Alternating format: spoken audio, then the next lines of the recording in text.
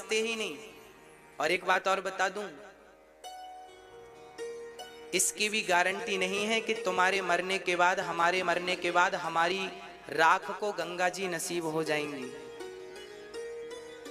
हाँ, इसकी कोई गारंटी नहीं ले सकता।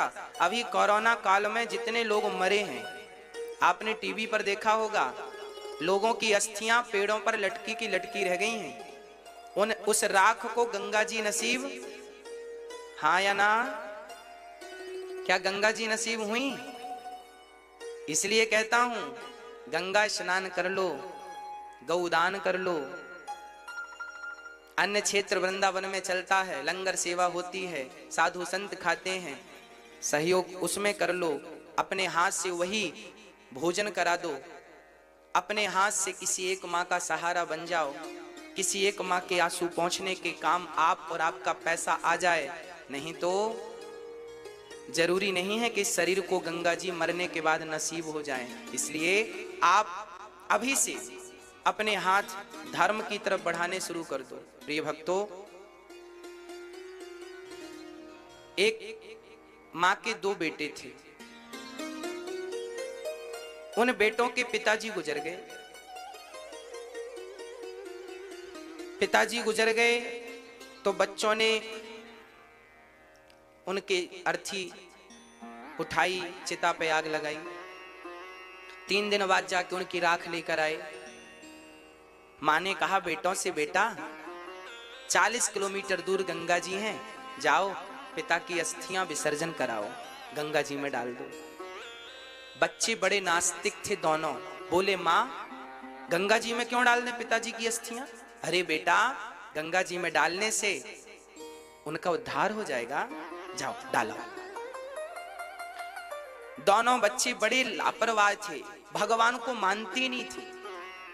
माँ ने जिद की, अच्छा कल डालाएंगे, अच्छा परसों डालाएंगे, करते करते 1 हफ्ता खिसका दिया।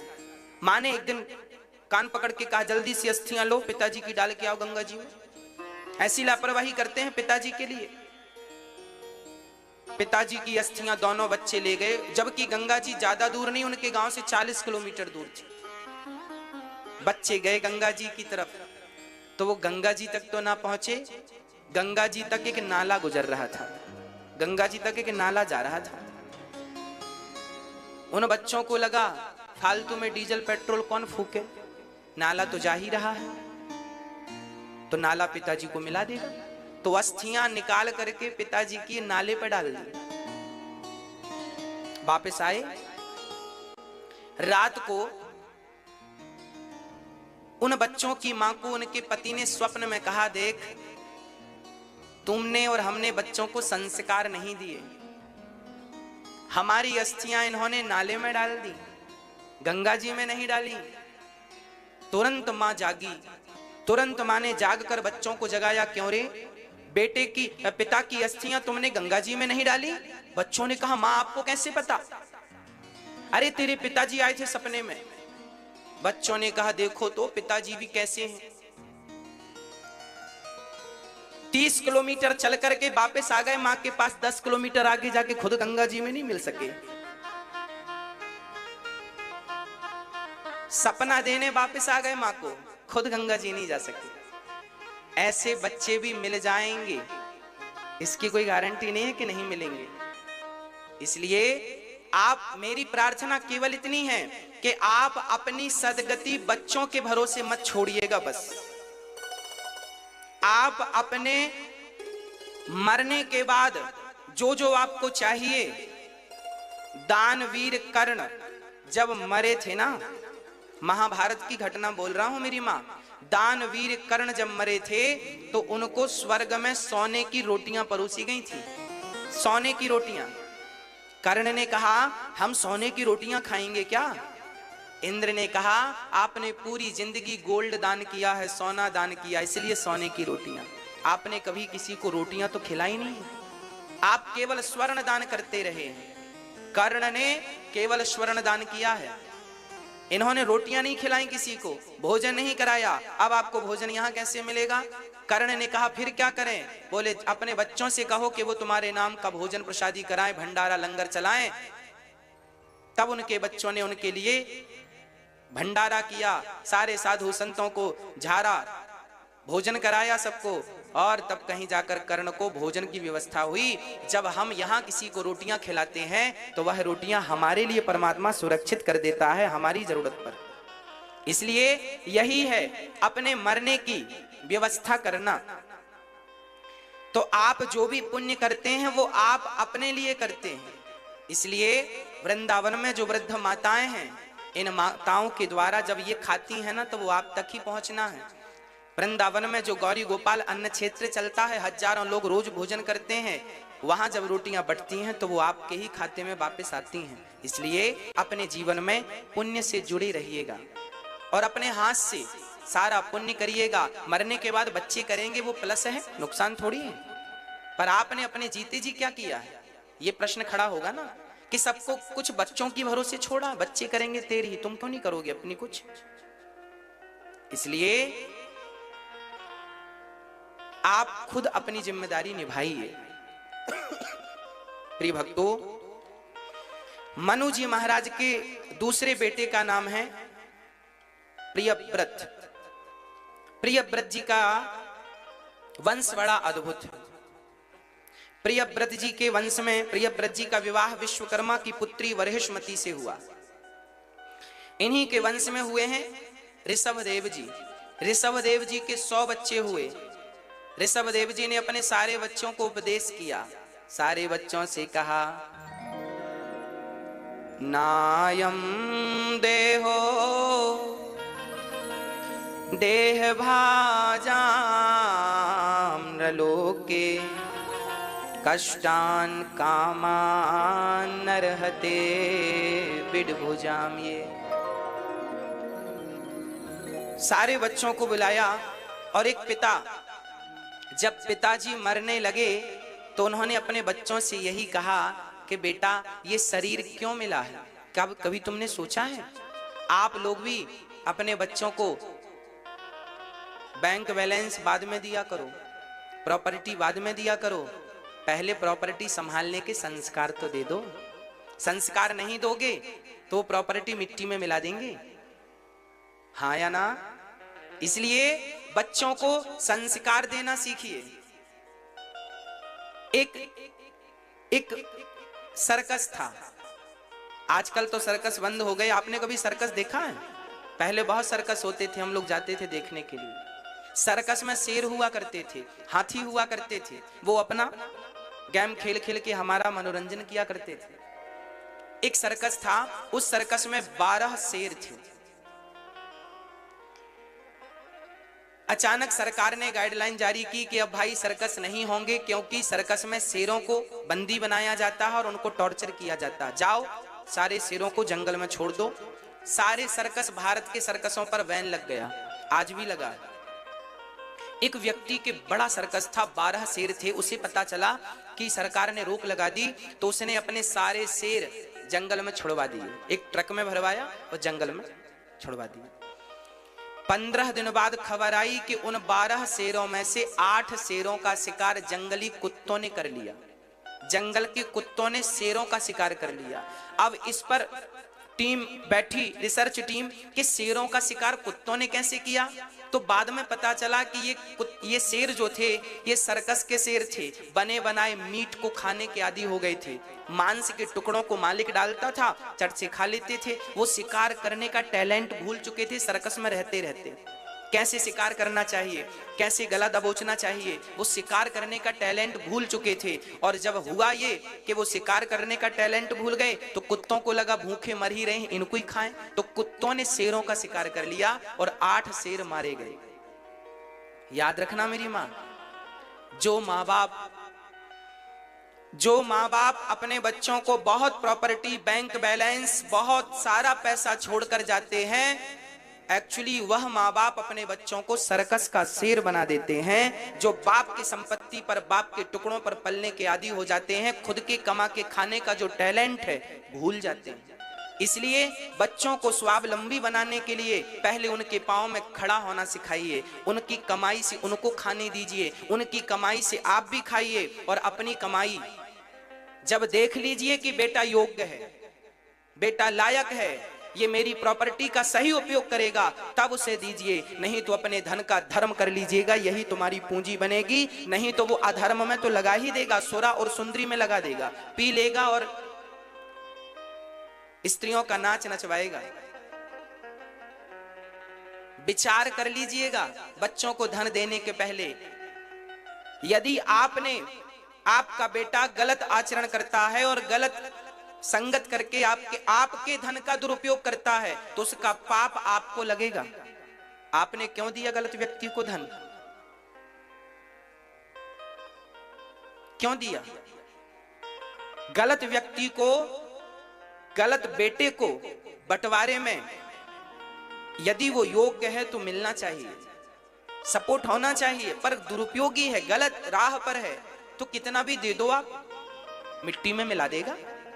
देते जाओ, देते जाओ। इसलिए मैंने विदेश के किसी एक व्यक्ति के बारे में सुना था कि उस व्यक्ति ने, उसकी हजारों करोड़ की प्रॉपर्टी थी, 1-2 करोड़ की नहीं, हजारों करोड़ की प्रॉपर्टी थी, और एक ही बेटा था, और उस पिता ने हजारों करोड़ की प्रॉपर्टी सारी की सारी सरकार को दान कर दी। किसी ने कहा साहब आपका तो बेटा है और आप प्रॉपर्टी सरकार को दे रहे हैं, बेटे को क्यों नहीं? तब उस बाप ने कहा था कि मैंने जिस टैलेंट से हजारों करोड़ बनाए हैं, वो टैलेंट मैंने बेटे को दे दिया। अब वो टैलेंट उसको दे दिया, अब वो चाहे तो हजारों करोड़ वो खुद बना ले। अब मैंने जो बनाया है मैं दान कर रहा हूं, जिस टैलेंट से कमाया है मैंने टैलेंट दे दिया है। भाई सूत्र ही तो कारगर होता है, सूत्र ही तो कारगर है। तो सूत्र दे दिया, कमाए बेटा अपना, मैं संपत्ति उसे दे दूंगा तो करेगा क्या वो? फिर तो उसे ये लगेगा कि पिता की संपत्ति है, बैठे बैठे खाओ, उल्टे सीधे काम करेगा, सुरा सुंदरी के पीछे भागेगा। जब व्यक्ति खुद से पैसा कमाता है ना, तब 2 पैसे की वैल्यू समझता है, और फोकट का मिल जाए तो उस पैसे की वो वैल्यू नहीं करता। हाँ या ना? हाँ या ना? इसलिए आप अपने बच्चों को पहले कमाने दीजिए, कंधे मजबूत कीजिए, उनको परखिए कि ये बच्चे मेरे कितने योग्य हैं, पहले से ना पकड़ा दीजिए उनको। मैंने 7वीं क्लास में एक पाठ पढ़ा था, मुंशी प्रेमचंद्र की एक कहानी मैंने पढ़ी, हमारी हिंदी की बुक में थी ये कहानी, मुंशी प्रेमचंद्र इसको लिख रहे हैं। कहानी का नाम था अपनी कमाई। अपनी कमाई। इस अपनी कमाई को किस प्रकार से लिखा मुंशी प्रेमचंद्र जी ने, जरा सुनिएगा।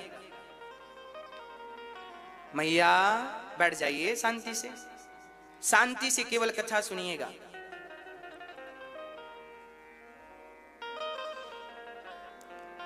सातवीं क्लास में हमने जो कहानी पढ़ी थी हमें आज तक याद है, और केवल याद नहीं है, हम इसे फॉलो करते हैं, इसे चरितार्थ करते हैं, इस पर अमल करते हैं। ये कहानी हमारे हृदय को छू गई। वो कहानी क्या थी सुनिएगा। आपने भी 7वीं क्लास में पढ़ी हो शायद, हमने पढ़ी। अपनी कमाई। एक राजा था, उस राजा का एक बेटा था। राजा बूढ़ा हो गया, राजा को समय आया कि अब मैं अपने बेटे को राजा बना दूं। एक राजा अपने पुत्र को राजा बनाने का सोच रहा था, पर राजा बड़ा बुद्धिमान था। राजा ने सोचा कि मैं अपने बेटे को यदि राजा बना दिया तो ये राज सत्ता संभाल पाएगा कि नहीं, पहले इसकी परीक्षा कर लूं। तो राजा ने अपने बेटे से कहा, जाओ तुम अपनी मेहनत से 2 पैसे कमा कर लाओ। एक राजा अपने बेटे से कहता है, जा अपनी मेहनत के 2 पैसे कमा कर ला। बेटा चला, और माँ से कहा, माँ 2 पैसे दे दो। पिताजी ने कहा, कमा कर ला, मैं कह दूंगा कि कमा लाया। तो माँ ने जल्दी से निकाल कर 2 पैसे दे दिए। बेटा गया, पिताजी 2 पैसे ये रहे। पिताजी ने उस 2 पैसे को भट्टी पर डाल दिया, ये ले। जब भट्टी पे डाला तो वो रोने लगा। पिताजी ने कहा, रोता क्यों है, जा कमा के ला, अपनी कमाई से लाना। बेटा फिर गया तो मामा जी से मांग कर ले आया। पिता ने फिर उसे भट्टी पे डाल दिया। फिर गया तो बुआ जी से मांग के ले आया। अब पिता ने बिल्कुल आदेश कर दिया, मेरे रिश्तेदारों में कोई भी इसे पैसे ना दे, और यदि देगा तो मैं भूल जाऊंगा कि वो रिश्तेदारी है, फांसी पर लटकाऊंगा। अब सब डर गए, कोई वो सबसे मांगे, माँ पैसे दो, माँ ने मना कर दिया, मामा पैसे दो, मामा ने मना कर दिया, बुआ जी पैसे, सब ने मना कर दिया। अब वो मजबूर बस चला और नगर में काम मांगा, भैया काम दे दो, काम, कहीं काम नहीं मिला। तब एक लोहार, लोहा बिल्कुल गर्म किया था और घन पटकने वाले की जरूरत थी, है? पटकते ना लोहे क्यों, घन पटकने वाले की जरूरत थी। वो राजा का बेटा था, सुकुमार था। राजा के बच्चे ने कहा, भैया जी काम मिलेगा, हमें 2 पैसे की जरूरत है। कुम्हार ने कहा, दिन भर घन पटकेगा तब तुझे शाम को 2 पैसा दूंगा। उस बच्चे ने कहा ठीक है। अब दिन भर में उसे 2 पैसे मिलने हैं और काम क्या है, गरम लोहे पर पटकना है।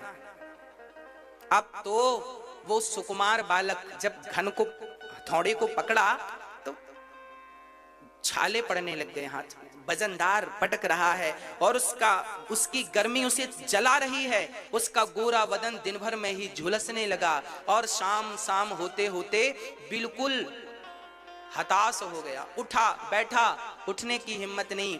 आज इतनी मेहनत की दिन भर, तब उसे शाम को जाकर लोहार ने 2 पैसे दिए, ये रही तेरी मेहनत की कमाई। वो 2 पैसे लेकर गया और पिताजी को दिया, पिताजी ये रहे पैसे। पिता ने उसे पैसे को लिया और फिर भट्टी पर डालने लगे। तो बेटा दौड़ पड़ा, पिताजी वो पैसे आपने भट्टी पर डाल दिए, मुझे गम नहीं, ये पैसे मत डालना पिताजी, मेरे सिर का पसीना पांव में गया है इस पैसे के लिए, इसे मत डालना। अब पिता ने हृदय से लगाकर कहा, बेटा अब तू राजा बनने के योग्य हो गया है, क्योंकि तू समझ गया कि 2 पैसे कैसे आते हैं। अभी तेरी माँ से तू पैसे मांग कर लाया तो मैंने उसे भट्टी पे डाल दिया, तू रोया नहीं, तू गिड़गिड़ाया नहीं, क्योंकि तुझे उस पैसे की वैल्यू पता नहीं थी, क्योंकि मांग कर लाया था। और जब कमा कर लाया तो उस पैसे की वैल्यू पता चली। तो मैं आपसे केवल इतनी प्रार्थना करता हूं कि आप कैसे भी करके अपने बच्चों को यह एहसास दिलाइए कि पैसे की वैल्यू क्या होती है। यदि आप ये एहसास दिला पाए तो आप सफल माता पिता हैं, नहीं तो आपके लिए शास्त्रों में एक चीज और लिखी है, माता शत्रु पिता वैरी, ये न वालो न पाठिता न शोभते सभा मध्य हंस मध्य वको यथा। वो माता पिता दुश्मन हैं जो अपने बच्चों को संस्कारी नहीं बनाते। माता शत्रु है जो अपने बच्चे को योग्य नहीं बनाती, संस्कारी नहीं अरे पढ़ा लिखा देना बड़ी बात नहीं है, क्या संस्कारी बनाया? स्कूलों में शिक्षा मिलती है मेरी माँ, स्कूलों में संस्कार नहीं मिलते, याद रखिएगा इस बात को। आजकल जितने भी स्कूल हैं, बड़े से बड़े टॉप से टॉप स्कूल, उनमें शिक्षा तो मिलती है, संस्कार नहीं मिलते। संस्कार तो केवल माँ बाप के स्कूल में ही मिल सकती है, माँ बाप और गुरु ही उसे संस्कारी बना सकते हैं। दुनिया की कोई ताकत नहीं है जो आपके बच्चे को संस्कारी बना सके। 3 लोग बना सकते हैं, या तो माता पिता या गुरु। ओनली 3 लोग आपके बच्चों में संस्कार का बीज बो सकते हैं। और यदि तीनों नहीं किए तो फिर जिंदगी बेकार है। तो आज आप निर्णय ले लीजिए कि अपने बच्चे को धन देना है कि संस्कार देना है। प्रिय भक्तों, ऋषभदेव जी महाराज ने अपने बच्चों को उपदेश दिया, इतना बढ़िया उपदेश दिया कि 12 बच्चे, उनके 9 बच्चे तो योगेश्वर हो गए और बाकी बच्चे धर्ममय जीवन व्यतीत करने लगे। और ऋषभदेव जी महाराज भगवान का चिंतन करते करते भगवान के अवतार थे, सो भगवान में ही लीन हो गए। इन्हीं ऋषभदेव भगवान से जैन धर्म चालू हो गया, यहीं से जैन की उत्पत्ति हुई। ऋषभदेव जी इनके 24 तीर्थंकर में एक तीर्थंकर है। ऋषभदेव भगवान जो कि 24 अवतार में एक अवतार है। तो ऋषभदेव भगवान के सबसे बड़े पुत्र का नाम था भरत। भरत जी महाराज बड़े प्रेम से अपने राज्य का पालन करते थे। एक दिन अपनी प्रजा को इन्होंने भी संबोधित किया और प्रजा से संबोधन करते हुए कहा कि देखो, ये मानव का देह हमें क्यों मिला है? बहुत कुछ समझाया, कोई समझने वाला नहीं। तब भरत जी ने कहा, ये नामुमकिन है कि दुनिया अपनी मस्ती छोड़ दे, इसलिए ऐ दिल तू ही ये बेकार बस्ती छोड़ दे। भरत जी संसार का त्याग करके माता गंडकी के तट पर, जो नेपाल में बह रही है, माता गंडकी के तट पर श्री भरत जी महाराज गए और वहां भजन किया। भरत जी रोज भगवान का नाम जपते हैं, नारायण नारायण नारायण नारायण नारायण।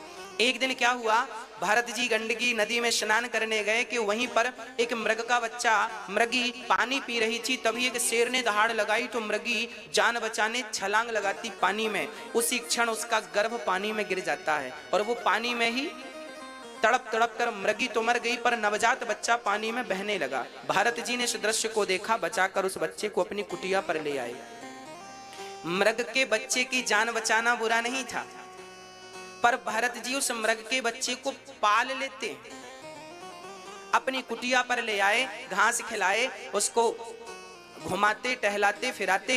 अब जो माला जप रहे थे भगवान के नाम की, वो सारी माला छूट गई और केवल मृग का चिंतन चालू हो गया, मेरा मृग मेरा मृग मेरा मृग मेरा मृग मेरा। और मरते समय मौत आई तो भरत जी मृग को देखते देखते मर गए कि मेरे बाद मेरे मृग का क्या होगा। और मृग का चिंतन करते करते करते करते भरत जी के प्राण निकल गए। और जब प्राण निकले तो यमराज जी ने कहा, आप मृग का चिंतन करते करते आए हैं, इसलिए आपको मृग की योनि में जाना पड़ेगा।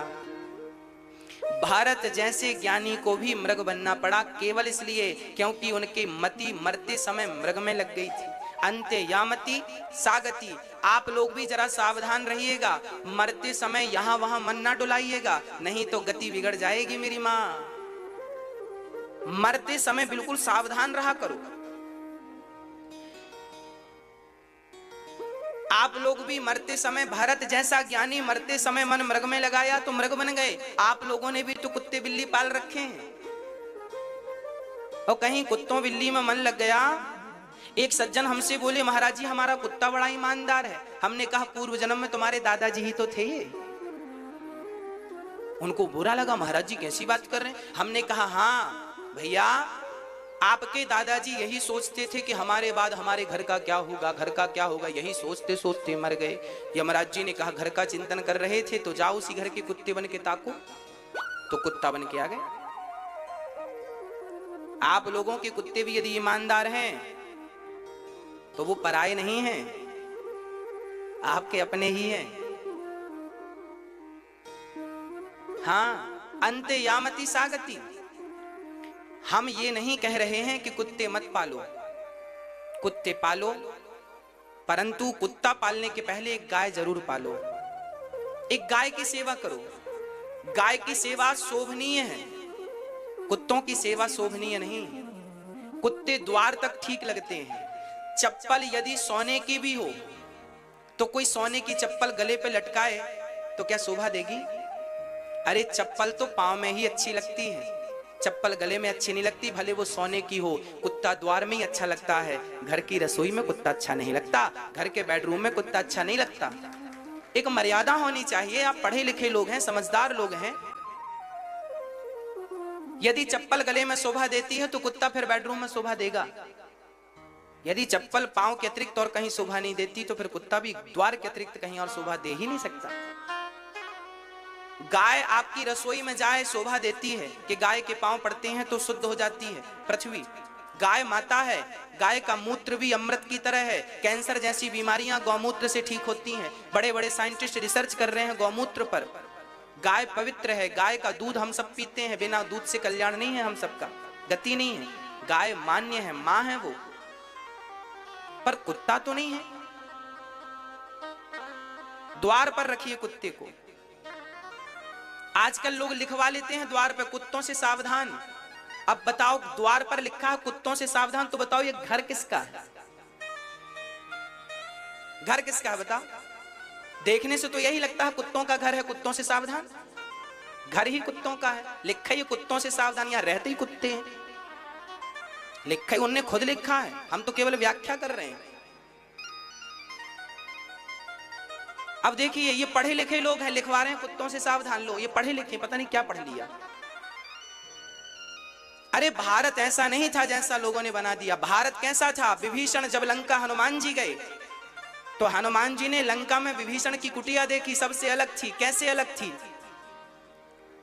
लिखा हुआ था उस कुटिया में, राम नाम अंकित ग्रह, शोभा वरणी न जाय। नव तुलसी का वृंद तहाँ देख हरस कबीरा। विभीषण जी की कुटिया में राम लिखा था, राम। तुलसी का बिरवा लगा था, पौधा लगा था, एक तरफ शंख बना था, एक तरफ चक्र बना था। अरे जब घर के द्वार पर चक्र बनेगा और घर के द्वार पर शंख बनेगा तो जहां शंख बनता है वहां सरस्वती की उपस्थिति होती है, और जहां चक्र होता है वहां स्वयं भगवान होते हैं। और चक्र जैसे सबको काट देता है, उसी प्रकार आपके घर में आने वाली हर नेगेटिविटी को चक्र काट देता है। इसलिए लोग घर में चक्र अंकित कराते हैं। आप नया घर बनाएं तो घर के द्वार पर शंख और चक्र जरूर होने चाहिए। ऊपर श्रीमन नारायण का नाम होना चाहिए, ताकि दूर से देखने से लगे ये कोई वैष्णव का घर है। तुलसी सामने हो ताकि देखने से लगे ये कोई वैष्णव का घर है। हनुमान जी ने लंका में विभीषण के घर को देखकर पहचान लिया था कि ये किसी भगत का घर है। घर को देखकर पहचान लिया था। राम नाम लिखा था घर में, और आजकल कुत्तों से सावधान लिखते हैं घर में। इसलिए आप अपना नुकसान ना कीजिएगा मेरी मां। फैशन के चक्कर में अपनी संस्कृति, अपने संस्कार मत भूलिएगा। आप ये याद रखो कि ये भारत है, ये अमेरिका नहीं है। ये भारत है। यहां की मिट्टी गुरु गोविंद साहब जैसे लोगों को प्रकट करने वाली है, महाराणा प्रताप जैसे लोगों को प्रकट करने वाली है, ध्रुव प्रहलाद को प्रकट करने वाली है। यहाँ की मिट्टी स्वयं भगवान राम और कृष्ण को प्रकट करने वाली है। अमेरिका की मिट्टी में इतनी ताकत नहीं है कि वो महाराणा प्रताप प्रकट कर दें। अमेरिका की मिट्टी में इतनी ताकत नहीं है कि वो गुरु गोविंद साहब को प्रकट कर दें। हाँ, इसलिए इस मिट्टी को समझो, ये कोई सामान्य मिट्टी नहीं है। इस मिट्टी की इज्जत किया करो। ये मिट्टी का अपमान ही तो है। आप अपने घर पे राम नाम ना लिखा के कुत्तों से सावधान लिखाएंगे तो ये मिट्टी का ही तो अपमान है। ये संस्कार नहीं होने चाहिए आपके। हाँ, इन बातों पे कोई लिखवाया हो तुरंत उसको कहना भाई ये सब सही नहीं है। अपने घर में श्रीमन नारायण लिखाओ, जय श्रीमन नारायण, जय सीताराम, जय राधे श्याम। शंख बनाओ, चक्र बनाओ, धनुष बनाओ, बाण बनाओ। घर के द्वार पर सुंदर भी लगेगा। क्या सुंदर नहीं लगता शंख चक्र? जगन्नाथपुरी मंदिर जाइए, मंदिर की गुम्मज पर ऊपर चक्र है। वो चक्र कौन सा है? भगवान श्री कृष्ण ने जिस चक्र से महाभारत में सारे लोगों को मारा, अर्जुन का सपोर्ट किया, वही वो चक्र आज भी भगवान कृष्ण गए तो अपना चक्र लेकर नहीं गए। जगन्नाथपुरी के मंदिर के ऊपर वही ओरिजिनल भगवान का चक्र रखा है। हाँ, जब कोई मरे तो उसे सबसे पहले जमीन पर लिटा दो, गाय का गोबर लीप करके। अब तो गोबर की व्यवस्था नहीं है, घर इतने बढ़िया बन गए हैं कि गाय के गोबर से पत्थर को थोड़ी, इटालियन पत्थर में गाय का गोबर थोड़ी लगाएगा कोई। परंतु पद्धति यही है कि गाय का गोबर से लीप करके सामने वाले को, जैसे कोई दादाजी मर रहे हैं, उनको जमीन पर लिटा दो और बैठ के कीर्तन करो, श्रीमन नारायण नारायण नारायण, श्री कृष्ण गोविंद हरे मुरारी, हे नाथ नारायण वासुदेव। उस मृत्यु जिनकी होनी है उसके कान में भगवान का नाम पड़ेगा और वो नाम सुनकर मरेगा तो उसके नाम के गया में श्राद्ध करने की जरूरत नहीं है। क्योंकि नाम सुन के मरेगा तो उसकी गति हो जाएगी, सदगति हो जाएगी, कोई दो मत संदेह नहीं है। और आजकल जब लोग मरते हैं ना तो घर वाले, परिवार वाले, रिश्तेदार मरने भी नहीं देते। हाँ, एक सज्जन मर रहे थे यहीं, अब वो पड़े जमीन पर, गर्मी का समय था। अब रिश्तेदारों को पता चला, लोग आ गए रोते रोते। अच्छा, मरते समय आदमी गजब तरीके से, माताएं बहुत विशेष रोती हैं। जब कोई मरने लगता है ना तो माताओं का बहुत विशेष रोने का प्रोग्राम रहता है, विशेष प्रकार का रुदन रहता है उस दिन। ऐसा रोना न पहले कभी किसी ने सुना था, ना आगे कभी कोई सुनेगा। बेटी के विवाह में भी ऐसा रोना नहीं देखा जाता जैसा किसी के मरने पर रोना देखा जाता। एक आदमी मर रहा था और गांव घर वाले रो रहे थे और इतनी भीड़ थी, आदमी नीचे पड़ा है और गर्मी का समय है, उसको थोड़ा हवा आने दो थोड़ा ठंडक मिलेगी, थोड़ा सांस मिलेगी उसे, वो घेर के बैठ गए, रोने लगे और इतनी धक्का मुक्की हुई, कई लोग तो उसके ऊपर गिर गए और जब ऊपर गिरे तो बड़हु निपट गए।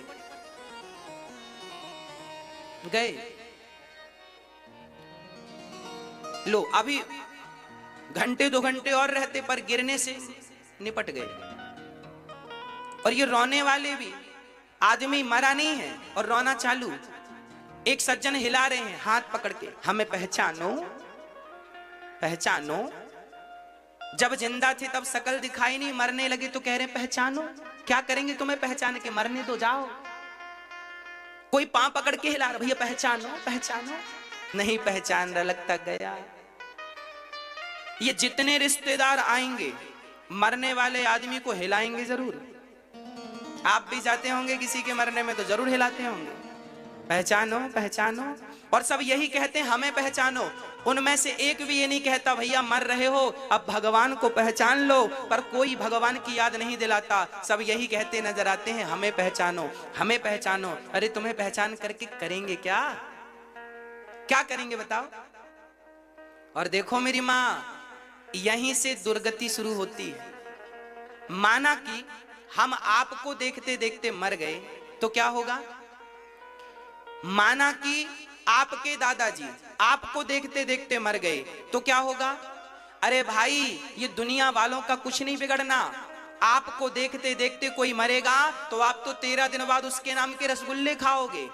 बिगड़ना तो उसी का है, आपका क्या बिगड़ना, आप तो रसगुल्ले खा के वापस आ जाओगे, है ना। इसलिए जब व्यक्ति मरने लगे तो बहुत सावधानी की जरूरत है।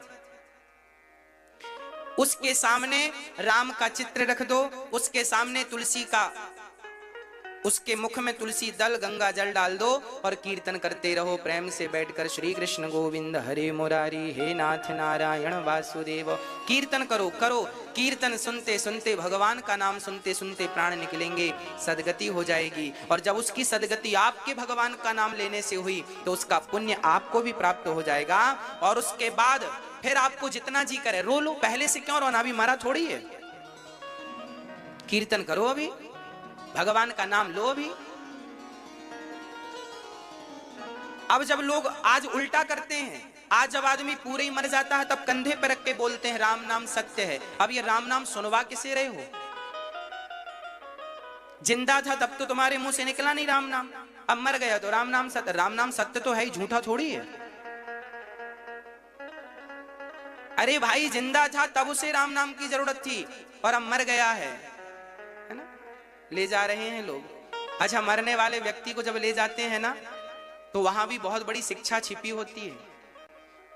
हमारे यहाँ तो मुर्दे के ऊपर मखाने बरसाने की परंपरा है। आपके यहाँ है कि नहीं? मखाने बरसाते हैं कि नहीं? मखाने और पैसे भी, हाँ या ना? हाँ, चलिए, इससे पता चलता है हम भारत में हैं। मखाने बरसाने की परंपरा है। अच्छा, किसी ने पूछा महाराज जी मखाने क्यों बरसाते हैं मुर्दे के ऊपर? इसके पीछे बहुत बड़ा कारण है। आज तक आपको पता ही, आपने भी देखा होगा मुर्दे के ऊपर मखाने बरस रहे हैं, पैसे बरस रहे हैं। मखाने क्यों? कारण है, मखाना जो होता है ना बिल्कुल फूला रहता है। मखाना कैसा होता है? बिल्कुल फूला रहता है। और मखाने के ऊपर पांव रख दे कोई तो पिचक जाता है, बूरा बन जाता है कि नहीं? हाँ, मुर्दे के ऊपर मखाने इसलिए बरसाए जाते हैं ताकि दुनिया वालों को मैसेज दे सकें कि भाई देखो, पूरी जिंदगी ये व्यक्ति मखाने की तरह फूला फूला घूम रहा था, देखो आज पिचका हुआ पड़ा है, किसी काम का नहीं है, उठाकर हम लोग ले जा रहे हैं। ये अपने पांव से भी नहीं चल सकता, हम कंधों पर ले जा रहे हैं। इसलिए आप मखाने की तरफ यूं फूले फूले ना घूमना, हाँ, मखाने की तरह नहीं घूमना। अहंकार एटीट्यूड में ना जीना, ये अहंकार का सूचक है मखाना। और पैसे बरसाते हैं, पैसे बरसाने का सबसे बड़ा कारण है कि आदमी पूरी जिंदगी पैसों के लिए भागता है और जब मर जाता है तो उसके ऊपर पैसे इसलिए बरसाए जाते हैं ताकि दुनिया वालों की आंखें खोलें, देखो जो व्यक्ति पैसों के लिए रिश्ते बिगाड़ता रहा, जो व्यक्ति पैसों के लिए भ्रष्टाचार करता रहा, जो व्यक्ति पैसों के लिए रोता और मरता रहा, जो व्यक्ति पैसों के लिए भागता रहा, आज पैसे उसकी छाती में पड़े हैं लेकिन वो उठाने को तैयार नहीं है। ये दुनिया वालों को संकेत देने के लिए, मैसेज देने के लिए, शिक्षा देने के लिए उसके ऊपर पैसों की बरसात की जाती है। पूरी जिंदगी व्यक्ति पैसों के लिए रोता रहा, रोता रहा, रोता रहा, परंतु कहते हैं ना, पूरी जिंदगी करता रहा धन धन धन धन, ये मेरा धन, ये मेरा धन। कब तक करेगा धन? बोले जब तक ना हो जाए निधन। नी प्लस धन बराबर निधन। अब क्या हुआ? निधन, निधन, निधन, निधन।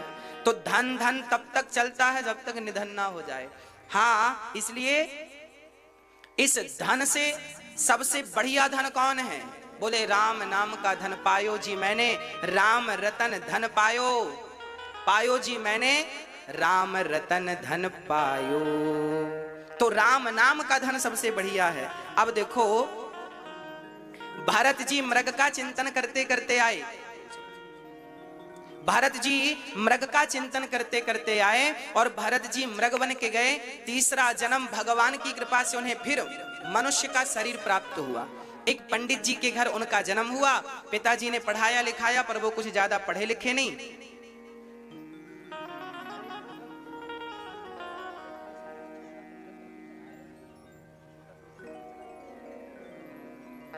हाँ भक्तों, श्री भरत जी आज एक ब्राह्मण के घर जन्म लेते हैं। एक ब्राह्मण के घर जब पहुंचे तो पिताजी ने उन्हें पढ़ाया लिखाया पर वो पढ़ने को तैयार नहीं। हाँ, वो पढ़ने को तैयार नहीं। अच्छा, भरत जी को ज्ञान सब था पर वो पढ़े नहीं, क्योंकि वो जानते थे कि ज्यादा पढ़ लेंगे तो माया मोह में उलझ जाएंगे, संसार में उलझ जाएंगे, इसलिए वो ज्यादा पढ़े नहीं थे। तो ज्ञानी आज उनके भाइयों ने घर से निकाल दिया। उनके पिताजी जब मरे तो भरत जी को घर से निकाल दिया, त्याग दिया। भाई भौजाइयों ने कह दिया घर से जाओ, और भरत जी जंगल में गए। एक व्यक्ति ने बलि चढ़ानी चाहिए पर भद्रकाली ने प्रकट होकर के भरत जी की रक्षा की। आज भरत जी एक पेड़ की छांव में बैठे थे, तभी वहां से के राजा रहुगण निकला और भरत जी को अपना कहार बनाकर पालकी पर लगा लिया। भरत जी पालकी लेकर चले पर सामने बहुत सारी चींटियां थीं। चींटियों पे पांव ना रख जाए, चींटियां मर ना जाए, तो भरत जी ने छलांग लगा दी चींटियों की रक्षा के लिए। तो राजा रहुगण की पालकी सिर पे टकराई। राजा रहुगण बोला, क्यों रे, ये उछलकूद कौन कर रहा है? तब कहा, ये नया नया भर्ती हुआ है बिना इंटरव्यू का, यही उछलकूद कर रहा है। अरे समझाओ। समझाया। भरत जी फिर चींटियों को देखकर छलांग लगाते हैं। अब की बार पालकी ऐसी टकराई कि राजा रहुगण आग बबूला हो गया। मूर्ख कौन है ये, आज छोड़ूंगा नहीं, आज मैं तुझे मृत्यु दंड देकर रहूंगा। आज भरत जी ने मन में विचार किया, इस मूर्ख को ज्ञान देना ही पड़ेगा। आज भरत जी ने राजा रहुगण को ज्ञान देते हुए कहा, त्वयोदितं व्यक्तिमविप्रलब्धं भर्तुः समय स्यात् तद्वीर्यभारः गन्तुर्यदि स्यादधिगम्य मध्वा पीवेति रासौ न विदां प्रवादः। आज भरत जी जैसे संत आज रहुगण की पालकी कंधे पे लेकर चल रहे हैं। मैया जी जरा सुनिएगा, भैया जी सुनिएगा। आज भरत जी जैसे संत को रहुगण बोलता है कि मैं तुम्हें मृत्यु दंड दूंगा। तब आज भरत जी ने पहली बार अपनी वाणी खोली और भरत जी ने राजा रहुगण से कहा, आप ये बताओ, आप मारोगे किसे? आप कहते हैं मैं तुम्हें मार डालूंगा। अच्छा बताओ, मरता कौन है? शरीर मरता है या फिर आत्मा मरती है? कौन मरता है? हाँ, शरीर मरता है या फिर आत्मा। मृत्यु किसकी होती है? शरीर मरता है, आत्मा कभी नहीं मरती। शरीर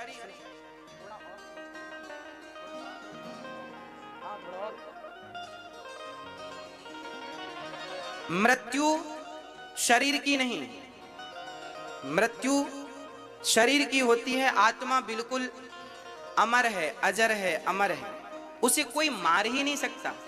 अच्छा, शरीर अलग है, आत्मा बिल्कुल अलग है। अब आप कहेंगे कैसे? तो सुनो,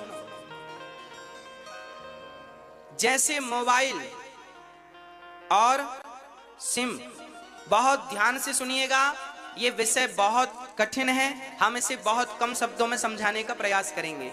जैसे मोबाइल है और सिम कार्ड है, दोनों अलग अलग हैं, पर है एक दूसरे के पूरक। हाँ या ना? हाँ या ना? हाँ।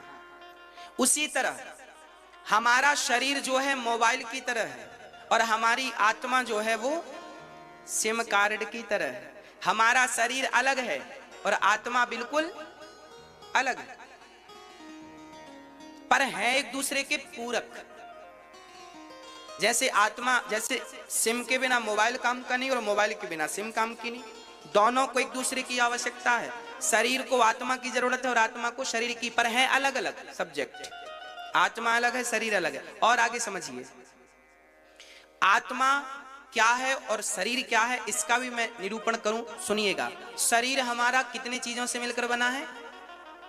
मैया जी, ओ मेरी माँ, कितने शरीर चीजों से? 5। कौन कौन? पृथ्वी, जल, वायु, अग्नि, आकाश। क्षित जल पावक गगन समीरा, पंच रचित अति अधम शरीरा।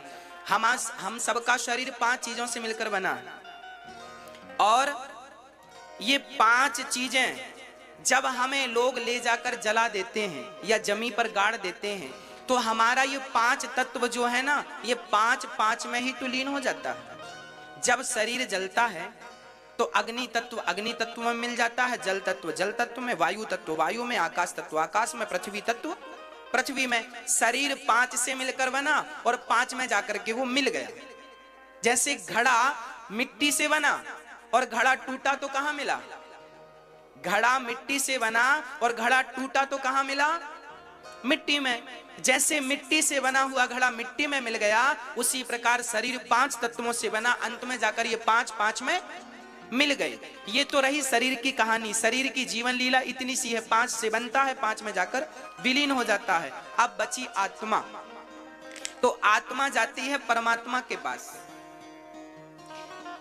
अब प्रश्न ये खड़ा हुआ कि आपने जो पाप किया है, जो पुण्य किया है, उस पाप और पुण्य का भोक्ता कौन है? फिर हमने जो पाप किया है, पुण्य किया है, वो कौन भोगेगा? कौन भोगता है? स्वर्ग और नरक कौन जाता है? कर्मों का फल कौन भोगता है? आत्मा नहीं भोगती। आत्मा तो अजर है, अमर है। नैनम छिंदंती शस्त्राणी। आत्मा तो हर चीज से परे है। आत्मा तो एक प्रकार, अच्छा चलो मैं आत्मा का भी परिचय करा दूं, तब ये प्रश्न आपका खत्म हो जाएगा। आत्मा क्या है?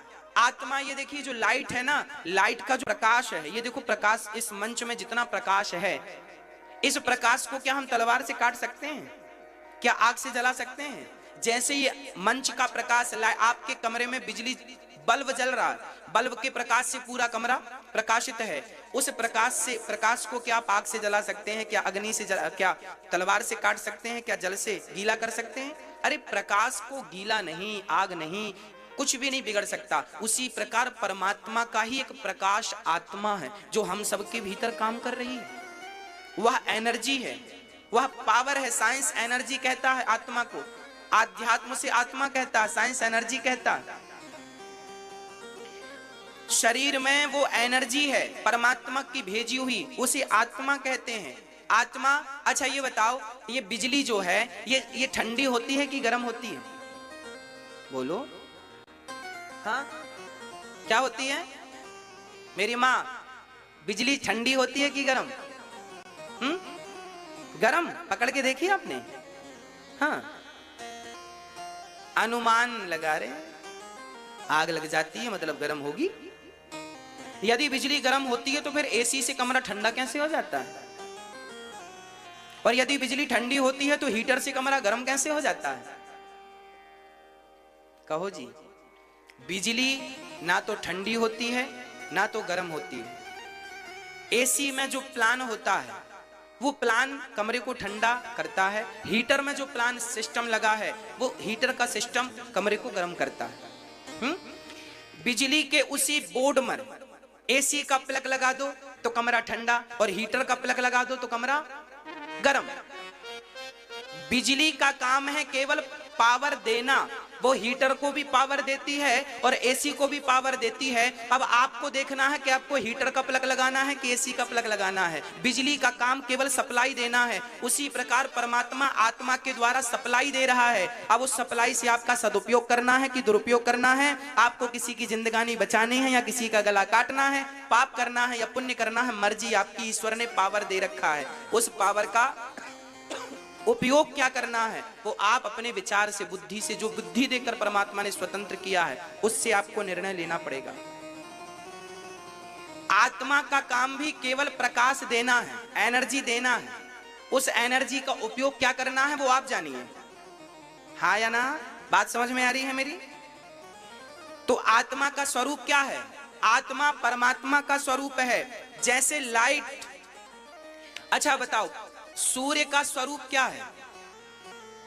बोलो, बहुत सरल है। सूर्य का स्वरूप क्या है? हम कैसे जानते हैं कि सूर्य आ गए? हां, प्रकाश। दीपक का स्वरूप क्या है? प्रकाश। अरे प्रकाश है तो सूर्य है। सूर्य का स्वरूप है प्रकाश, दीपक का स्वरूप है प्रकाश।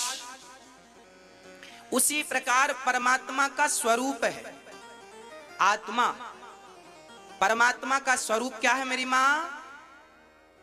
परमात्मा का स्वरूप